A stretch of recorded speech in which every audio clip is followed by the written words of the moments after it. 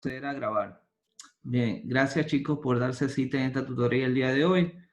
En coherencia con las necesidades de ustedes, que es reforzar un poco de conocimientos al respecto de la clase anterior, voy a proceder a compartirles la pantalla para revisar los temas que tratamos en la última clase.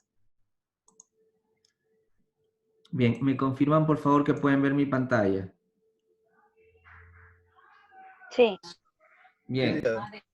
La última clase revisamos el laicismo, la sexualidad y género. De partida yo les había dicho que era un tema en el que nos podíamos encontrar con algunas situaciones un tanto polémicas o posturas y diferencias en cuanto a la concepción de cada una de estas cosas, tanto de la sexualidad como del género. Sin embargo, creo que la mayoría coincidieron en aspectos, en varios aspectos y no tuvimos diferencia en cuanto a criterios. Sin embargo, no quiere decir que nosotros tengamos la razón total, ¿no? Entonces, vámonos para allá. Bien. Habíamos dicho, ustedes se recuerdan lo que habíamos dicho sobre la sexualidad, ¿qué era la sexualidad? Sí, lo que básicamente, pues por biología, eh, de manera así, hombre y mujer. Bien. Miguel, tú te acuerdas de lo que habíamos conversado sobre la sexualidad? ¿Qué era la sexualidad?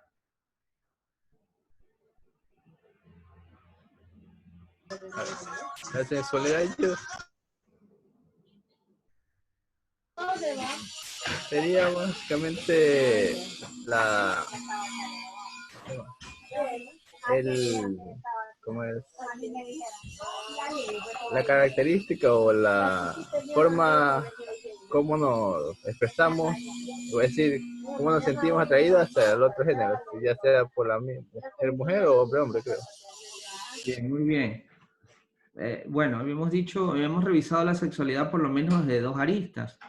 La primera arista era que la sexualidad hace referencia al conjunto de características físicas, psicológicas propias de cada sexo, es decir, del masculino o del femenino. Bien, luego había la otra arista que revisamos, es desde el aspecto sexual.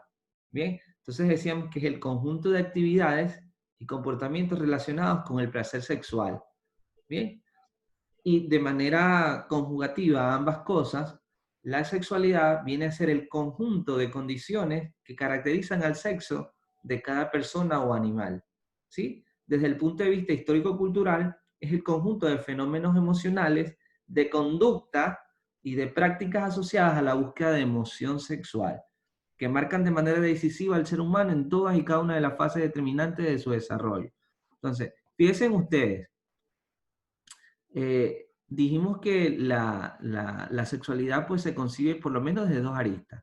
Desde la arista del conjunto de características propias de cada sexo y desde el desarrollo mismo de determinadas prácticas o comportamientos asociados con el placer sexual. Miren, por lo menos dos aristas para entender la sexualidad. Bien, luego conversamos un poco sobre el género y había una diferencia marcada entre género y sexualidad. ¿Ustedes se recuerdan qué era el género? Cualquiera de los dos. Anabel o Miguel.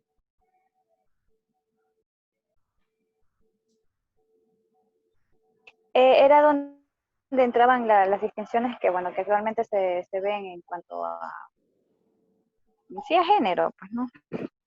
¿Ya? ¿Pero qué era el género, Anabel?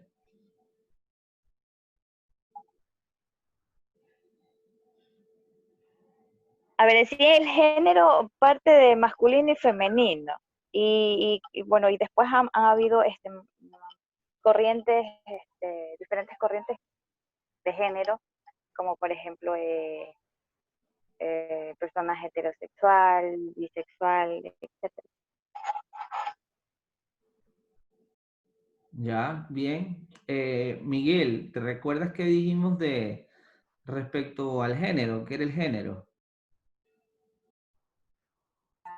No, licenciado. No. Bien, no, no hay problema, para eso estamos aquí, para revisarlo. Género alude a generalidades. Entonces, cuando hablamos de género, asimismo lo podemos ver desde algunas aristas. La primera arista es en cuanto al conjunto de personas que tienen características generales comunes. Entonces hablamos de género masculino porque el hombre tiene unas características similares. Y hablamos del género femenino, ¿no? Porque la mujer también tiene determinadas características generales. De ahí que venga género, ¿no? De generales. Por ejemplo, las mujeres generalmente, o por género, tienen mamas, tienen senos, mientras que los hombres, por generalidades o características generales, tienen únicamente tetillas, que le decimos nosotros. Entonces, hay ciertas características que determinan, ¿no?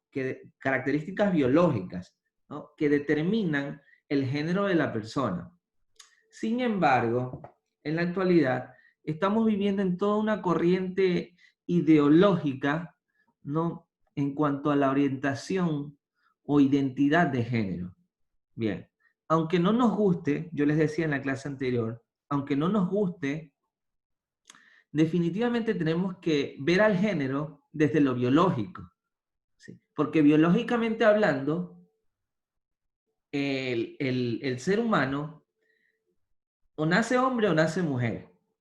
Y esa condición hace que pertenezca a determinado género, ¿no? Que es masculino o femenino. Entonces, cuando ya hablamos de ideología de género, desde mi perspectiva, no les estoy diciendo que necesariamente es la suya, desde mi perspectiva, estamos aplicando mal el concepto, porque la biología no ha descubierto otro género, de manera que podamos decir que yo me siento identificado con un género distinto al masculino o femenino, porque biológicamente así está establecido. No, no hemos descubierto un nuevo género. De ahí que usted o un grupo de personas se sientan identificados con alguna corriente ideológica, es decir, de ideas que tienen al respecto de cómo se perciben y cómo se sienten, es otra cosa.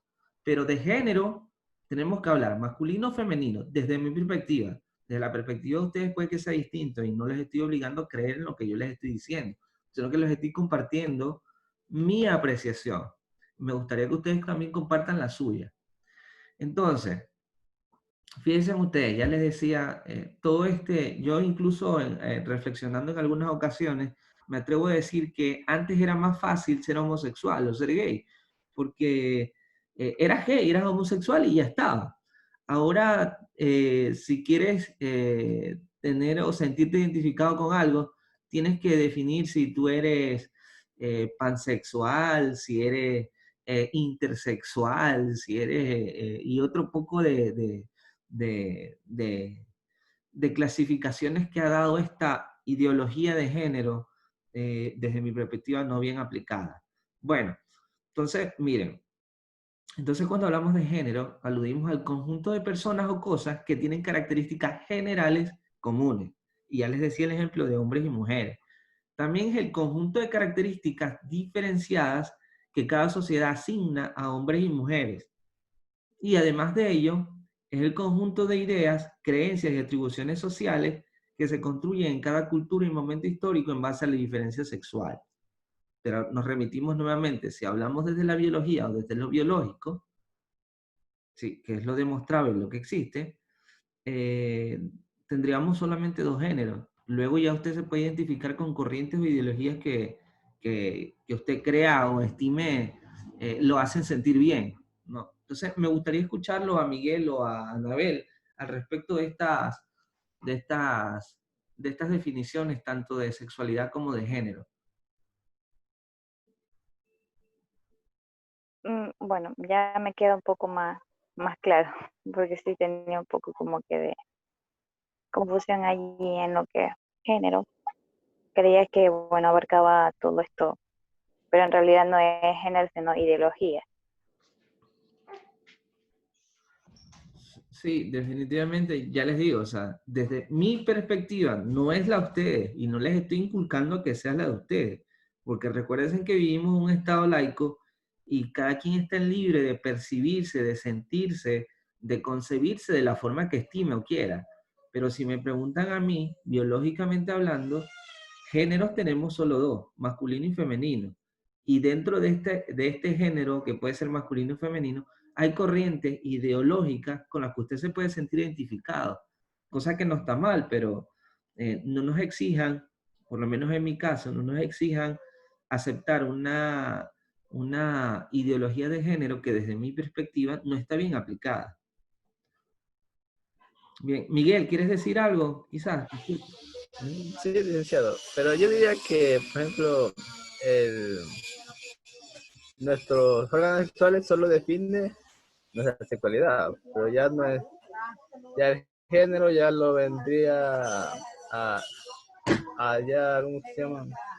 A definir nuestra orientación sexual, así que ya, yo diría que ahí en género ya entrarían los otros que usted dijo, sobre bisexual, heterosexual y otro, pero digo, porque usted dice que es una ideología, pero ya uno, por ejemplo, nace y a partir de que vamos creciendo ya vamos descubriendo qué somos y qué nos gusta, dependiendo a partir de eso ya nos transformamos o no, ¿cómo se llama? Aceptamos nuestra realidad o lo que somos.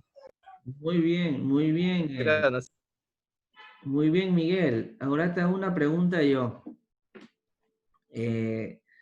Si tú dices que los órganos reproductivos son los que identifican nuestra sexualidad, entonces cuando hablamos de género masculino o femenino y yo, siendo hombre, me convierto en homosexual, dejo de seguir teniendo esas características masculinas como mis órganos reproductivos o mi sistema reproductivo cambia de alguna forma. O sea, Tal vez no físicamente, pero sí ya sería biológicamente, porque ya la testosterona, o que es que los hace hombre, creo, ya cambia, ya sería, el hombre tenía más menos testosterona, creo, no sé, algo así. ¿ya? No físicamente, pero sí ya por dentro hemos cambiado, nuestra mentalidad ya cambia, creo. Sí. Bueno, yo opino, ¿no? Que en este caso el cuerpo en sí nunca va a cambiar, o sea, va a ser hombre para siempre, porque, por ejemplo, si se hace una operación, sería una operación superficial, porque internamente igual es un hombre. Bueno, desde el punto de vista. Por eso, cuando decimos que hablamos de género de partida, yo les pongo que es el conjunto de personas o cosas que tienen características generales comunes. Entonces, los hombres tienen características comunes que son, por ejemplo, el sistema reproductivo. ¿Ya? Los hombres nacemos con pene y las mujeres tienen sus generalidades también, nacen con vagina y un sistema reproductivo diferente al nuestro. Entonces, desde ahí ya hay características que diferencian. Pero, por ejemplo, si tú te sientes o te identificas con una ideología homosexual, si lo que tú haces es convertirte, es transformarte, pero biológicamente, aunque nos cueste aceptarlo, y cueste aceptarlo a muchas personas y esté sobre la mesa en el debate, no, biológicamente vas a seguir siendo hombre. Ya, una mujer, aunque se sienta percibida como hombre y se haga lo que se quiera hacer, al final de cuentas, hasta ahora, no va a poder producir espermatozoides. Y un hombre, aunque se convierta en lo que sea, en Miss España, por ejemplo, no va a poder generar óvulos o menstruar todos los meses y entonces poder procrear, o sea, dar vida. ¿Ya? Entonces, porque aunque no nos guste, biológicamente el género, el sexo, está establecido. Entonces, o es masculino o es femenino. De ahí, por eso les decía, desde mi postura, que usted se siente identificado con cualquier corriente ideológica, no pasa nada, o sea, ya es cuestión de usted, ¿no?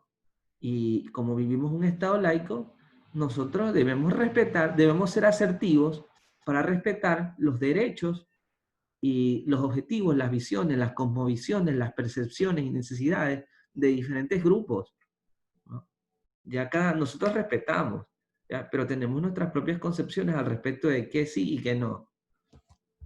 Pero bueno, ya les digo, es un tema de debate en el que siempre van a haber diferencias y nosotros solo lo estamos tocando de manera muy somera para ver cómo el laicismo influye, ¿no? Ya les digo, si vivimos en un Estado laico y usted quiere ser homosexual, quiere ser lesbiana, quiere sentirse identificado con alguna corriente, usted está en su derecho, yo no se lo puedo prohibir, ¿no? Yo no le puedo prohibir a usted que se siente identificado como usted quiera sentirse, es cuestión de cada uno. Recuerden que el laicismo es un garante de ciertas libertades individuales, pero también colectivas. O sea, eso ténganlo en consideración. Bien. Vamos, no sé si les apetece a ustedes, si les viene bien que veamos el video que también ya vimos en la clase anterior. Díganme. Chicos, díganme. Anabel, Miguel. En la clase anterior vimos un video. Y es este video sobre laicidad y derechos sexuales reproductivos. Yo no tengo problema. Yo tampoco. Bueno, entonces al menos veamos una parte, ¿no? Quizás no lo vamos a ver todo. Déjenme dejar de compartir para ponerle audio. Revisar la primera parte, lo más general del video.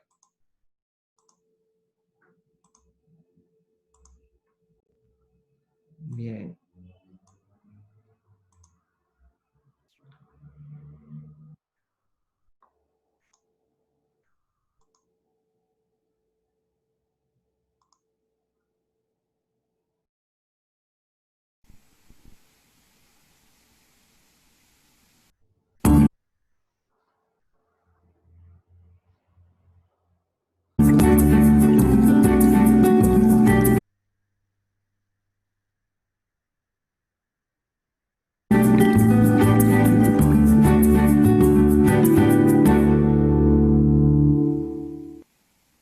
Bienvenidos, bienvenidas a esta edición de República Laica, una iniciativa de TV UNAM y de la Cátedra Extraordinaria Benito Juárez, también de la Universidad Nacional Autónoma de México, en la que hemos analizado y seguiremos analizando la vinculación del tema de la laicidad con distintos aspectos de la vida social y colectiva. Lo haremos además desde este estupendo antiguo colegio de San Ildefonso.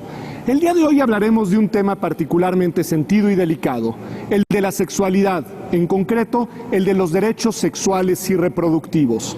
Lo haremos con la compañía de Hermano Vitale, de Luis Salazar Carrión, de José Woldenberg, de Alfonso Ruiz Miguel, de Pauline Capdeville, de Laura Saldivia, de Beatriz Pajés y de Rosa María Álvarez de Lara. A los hombres y a las mujeres nos gustaría pensar que nuestra sexualidad es un asunto exclusivamente privado. Pero en realidad esto no es así. La sociedad, el Estado, las instituciones públicas, religiosas y colectivas dicen mucho y tienen mucho que decir sobre el desarrollo de la vida sexual de las personas. En realidad, existen muchas normas colectivas que están relacionadas con el desempeño de la vida sexual y que intentan incidir y modular la manera en la que ésta se lleva a cabo. Por eso la sexualidad es un asunto privado, pero también es un asunto de relevancia pública. Y es en esta dimensión pública en la que tiene sentido reivindicar la importancia y el valor de la laicidad, de la separación entre las cuestiones religiosas y las cuestiones que tienen que ver con el Estado, con las normas colectivas, con la regulación de la vida social. Pensemos en un asunto que es fundamental. La sexualidad no tiene que ver exclusivamente con la reproducción. Esta escisión entre vida sexual, derechos sexuales y derechos reproductivos es uno de los ejes torales del programa del día de hoy. Por un lado, las personas tenemos y debemos tener el derecho de tener una vida sexual plena, informada, segura. Y por el otro, debemos tener también garantizado el derecho a decidir cuándo y de qué manera queremos reproducirnos, cuándo y de qué manera queremos tener una vida vinculada con la reproducción a través de otra agenda de derechos que ya no son necesariamente los sexuales, sino que son los que tienen que ver, de nuevo, con la reproducción humana. Un tema relevante para las mujeres, pero también para los hombres, que como veremos el día de hoy, debe de estar enmarcado en una sociedad democrática en el contexto de un Estado laico. Acompáñenos.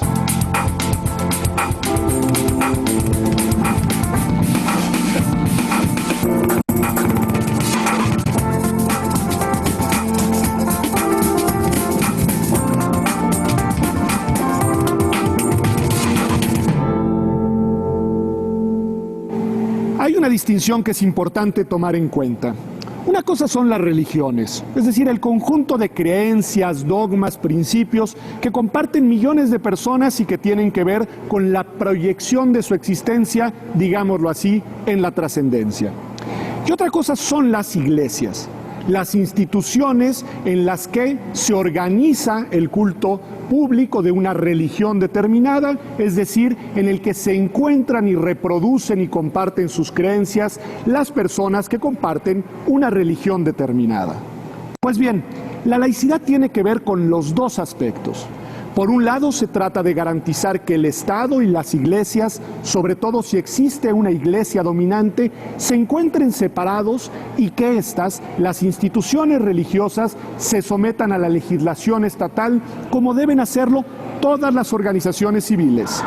Por el otro lado, se trata de garantizar que el Estado genere las condiciones en las cuales la pluralidad de religiones puedan convivir de manera pacífica, de manera armónica, puedan encontrarse y recrearse y respetarse legítimamente en contextos de pluralidad religiosa. Pues bien, el tema que nos interesa el día de hoy tiene que ver con estas dos dimensiones, porque los derechos sexuales y reproductivos están instalados tanto en las agendas de las religiones como en la agenda de las iglesias, particularmente si pensamos en México, en el caso de la Iglesia Católica. Y de lo que se trata la laicidad es de garantizar que esta agenda religiosa y eclesiástica no colonice las normas colectivas, es decir, no determine las normas a las que estamos sometidos todas las personas independientemente de la religión que tengamos. Se trata de un reto particularmente difícil, porque en realidad las religiones permean de muchas maneras, en la agenda pública. Es decir, están presentes en las políticas públicas y en las normas, incluso de manera subliminal.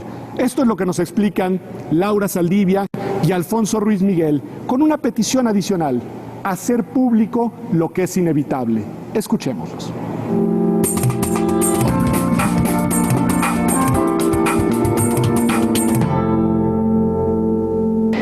Respecto de la confección de políticas públicas incluyentes, uno puede ver la influencia de estos discursos católicos en la misma formulación que realizan los funcionarios públicos o los legisladores que van a adoptar medidas respecto de esto. El tipo de influencia que uno puede ver es de varios tipos, pero uno se refiere a la propia comunión con las creencias religiosas católicas, que necesariamente van a influir a la hora de tomar decisiones. Entonces ahí encontramos una forma en que las políticas públicas se encuentran muy beneficiadas por las creencias personales de los propios legisladores. Desde una mirada óptima, pero al mismo tiempo tal vez excesivamente abstracta, uno esperaría que pueda poner a un costado, encerrar en un cajón por un ratito esas creencias personales religiosas. No obstante, esto es muy difícil imaginarse que una persona pueda desprenderse de esas creencias que en definitiva hacen a la identidad personal de ese legislador o de esa legisladora de esa manera. Las creencias religiosas de la gente no trascienden el ámbito público, pero sí que probablemente influyen en las decisiones políticas, subliminalmente, ¿no? Probablemente es inevitable que lo que nos dicen Laura y Alfonso suceda, sobre todo si colocamos la lupa en la dimensión social.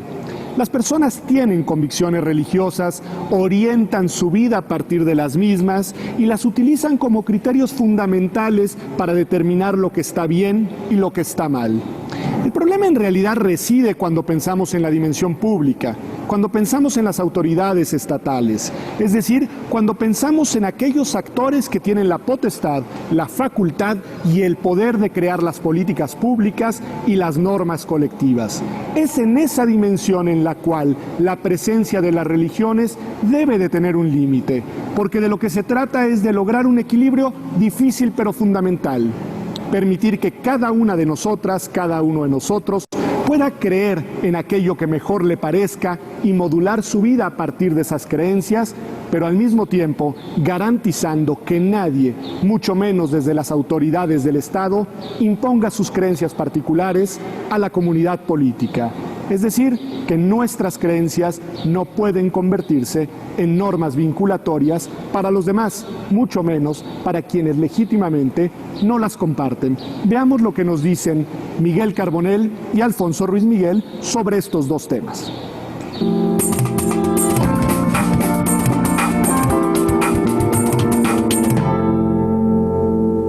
Es connatural, digamos, al propio desarrollo de la democracia que cada quien tenga su propia perspectiva moral y ética de lo que es bueno, de lo que es malo. El cristianismo, el catolicismo y el islamismo, que tienen una vocación universalista. Sin embargo, aun siendo universalistas, deben reconocer que sus creencias no pueden ser impuestas obligatoriamente. Esta limitación, establecer este límite claro a la intervención de las iglesias y de las religiones en las normas colectivas, es relevante en todos los ámbitos de la vida social, en el ámbito de la salud, en el ámbito de la educación, en el ámbito de la investigación científica, pero quizás particularmente sentido en el tema que nos ocupa el día de hoy, el tema de los derechos sexuales y reproductivos, porque es un tema que tiene que ver con nuestra vida privada y que incide en la manera en la que convivimos y coexistimos con los demás. Por eso, para Hermano Vitale y para Beatriz Pajés, resulta fundamental garantizar que ninguna iglesia, pero sobre todo la iglesia dominante, incida, predetermine, contagie, module las normas colectivas en esta delicada y sentida materia. Escuchemos a Vitale y a Beatriz Pajés explicándonos desde su punto de vista por qué las iglesias no deben intervenir en la creación de las normas colectivas en materia sexual y reproductiva.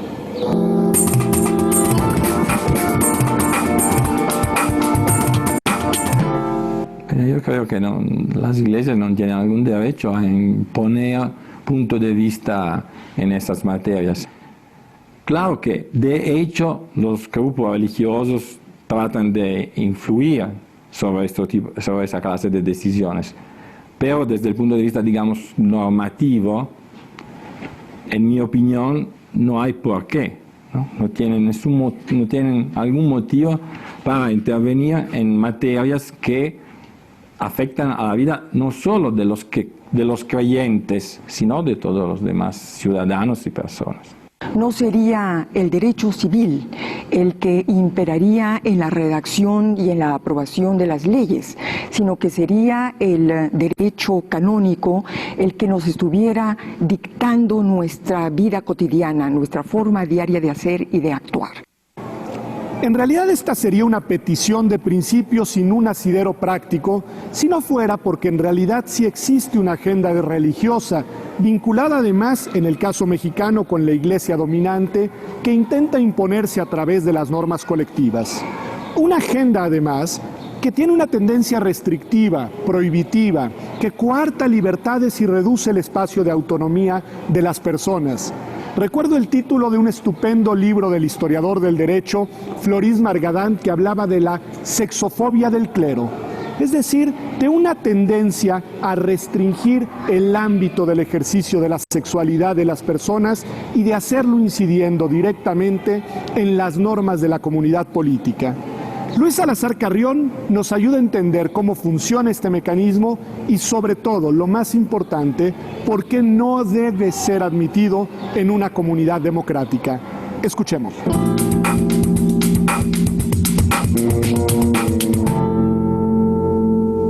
Es además una clara muestra de una forma de actuar que, digamos, no pasa ni siquiera por la deliberación pública, sino pasa por la presión sobre ciertos grupos de legisladores, donde la Iglesia funciona más como un grupo de presión que como una autoridad moral.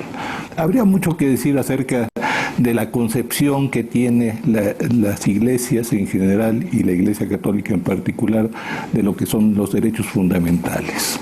Habría que decir que siguen creyendo que los derechos sirven para imponer deberes y siguen contradiciendo, por tanto, el sentido estricto, esencial de lo que son los derechos fundamentales de las personas y en particular en este caso de las mujeres.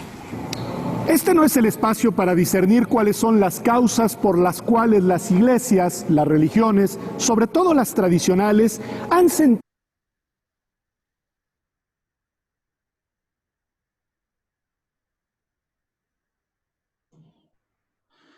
Bien, chicos, miren ustedes, es interesante el video, que si bien es cierto, el laicismo se convierte en el garante de libertades individuales, de derechos individuales y colectivos también. Entonces, si yo como ser humano tengo derechos, esos mismos derechos me dan libertad para escoger por encima del derecho de otros. Es decir, por ejemplo, en el caso el caso del aborto, que es un tema muy polémico, como lo decía Pedro Salazar, es un tema extremadamente polémico y que nos compete a todos en la actualidad, ¿no? Pero si yo estoy en un Estado laico, que es garante de mis libertades y derechos, ¿qué pasa con los derechos de ese ser, que aunque digan que es un feto, que es una célula no totalmente formada, pero ¿qué pasa con ese ser o sea, que en algún momento fuimos nosotros mismos? ¿Nosotros tenemos acaso el derecho de decidir sobre esa vida? ¿No? O sea, esa es la, sin contexto, sin ninguna influencia religiosa, ese es el debate, ¿no? O sea, se puede elegir sobre la vida de alguien o de algo más. ¿Qué opinan ustedes, Anabel o Miguel?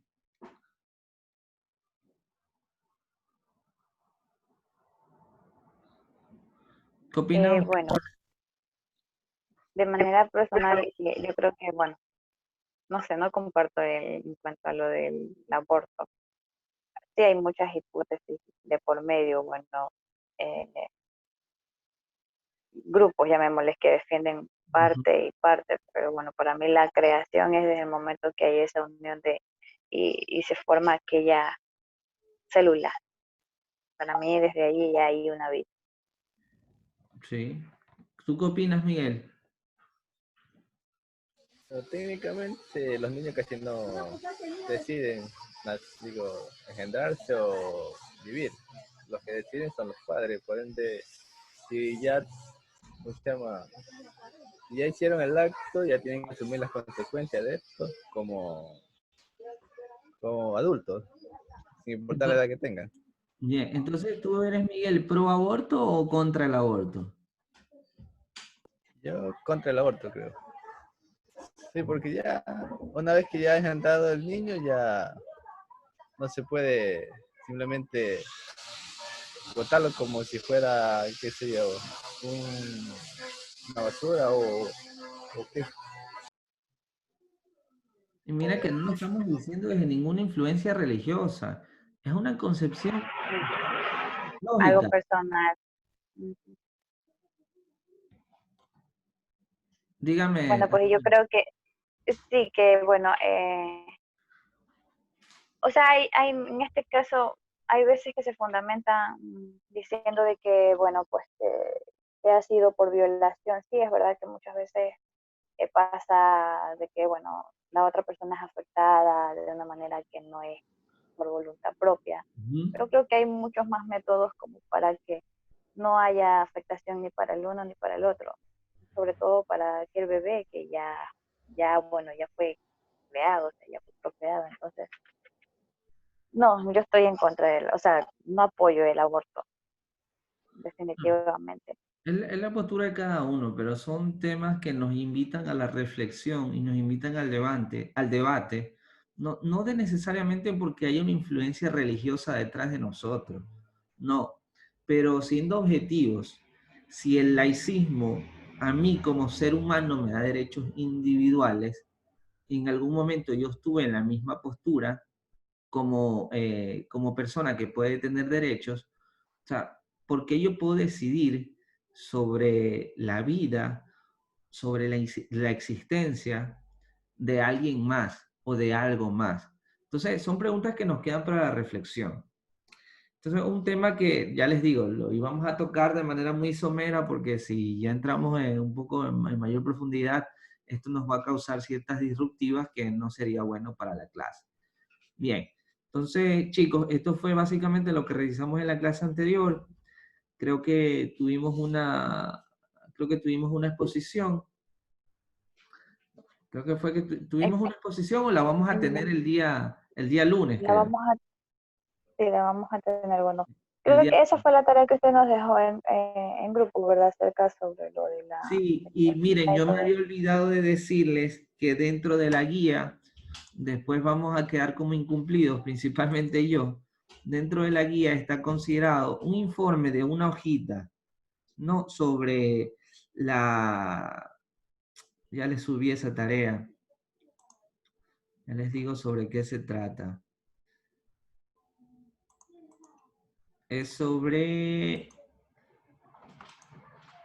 La tarea es sobre un informe propio, es decir, de ustedes, de la visión de ustedes, sobre la pregunta, ¿por qué es importante el laicismo para las ideas de sexualidad y género? Entonces, esa es una tarea pequeña que se me había saltado subirla, pero que ya la subí. ¿Cuál es la pregunta, profe? Está subida ahí en la plataforma, ya te la repito. Un informe propio sobre la base de la pregunta, ¿por qué es importante el laicismo para las ideas de sexualidad y género?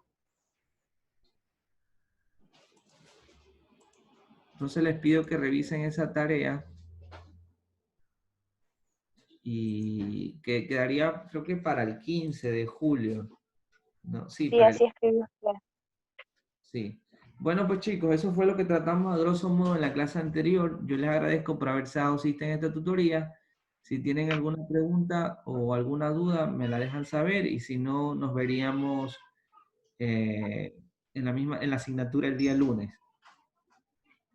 Listo, ingeniero. Yo no tengo ninguna duda. Muchas gracias. Bueno, licenciado, muchas gracias. Gracias a ustedes. Un fuerte abrazo. Cuídense.